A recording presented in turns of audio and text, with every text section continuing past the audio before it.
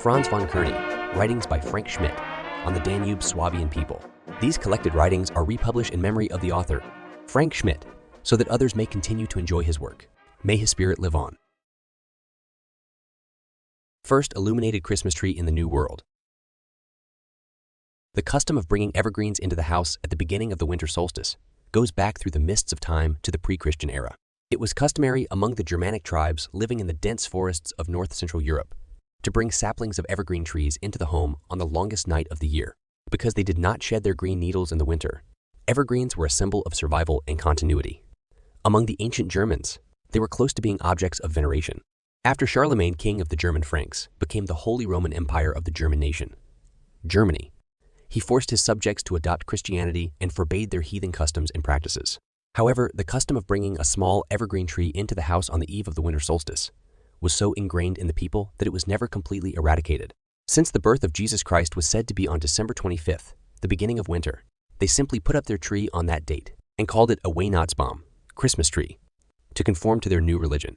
The earliest written record we have of an illuminated Christmas tree is from the Chronicles of Strasbourg in Anno 1539. Once the most German of cities, this capital of Alsace was arbitrarily awarded to France after World War I, and it is now spelled Strasbourg. Throughout the past centuries, the Catholic Church has favored the nativity scene as a symbol of Christmas. It may be a more realistic depiction of Christmas, but in German communities it does not evoke the same feelings of warmth, family, and good fellowship as the Christmas tree. No written record exists, but there is no doubt in my mind that the custom of decorating a Christmas tree was brought to this continent by the earliest German colonists. Evergreen trees are plentiful, and it does not take much imagination to picture a candlelit Christmas tree in a German settler's log cabin, somewhere in the silence of America's boreal forests. In 1767, on the 100th anniversary of the Canadian Confederation, a group of German Canadians planted a mature fir tree in front of the former governor's residence in Sorel and put up a plaque in French, English, and German to commemorate the lighting of the first Christmas tree in North America. They also installed a painting by Werner Schubert depicting officers, their wives, and children in the very room where the original tree stood in 1781. The centennial project of donors was to make the public aware of what had taken place there 200 years ago.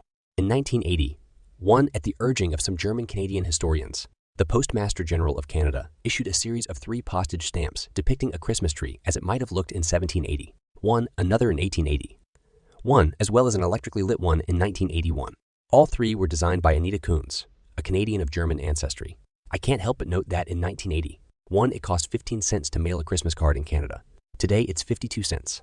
Some call that progress. In September 1999, I visited Sorel, Quebec with my wife. The governor's residence is now a Quebec tourist office. The big fir tree in front of the residence is gone.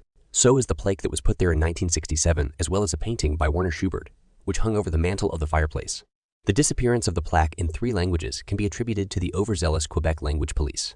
Although Canada is ostensibly bilingual, it seems ludicrous that English language signs are banned in the precincts of the residence.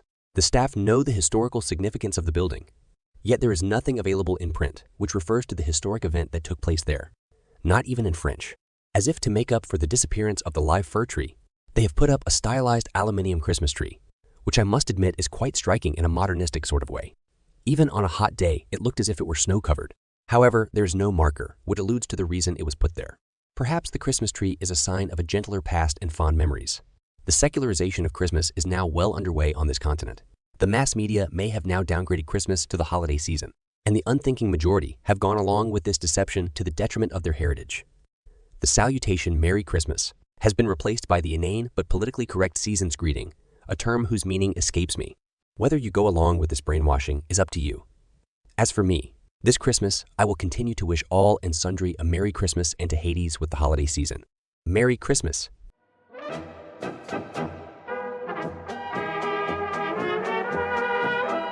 Thank you for joining us to explore the fascinating history of the Christmas tree. Let's recap 3 key aspects from our discussion. Firstly, the tradition of bringing evergreen trees into homes during the winter solstice dates back to ancient Germanic tribes. These trees symbolized survival and continuity, making them an integral part of pre-Christian celebrations. Secondly, the custom of the Christmas tree evolved over time, adapting to Christianity.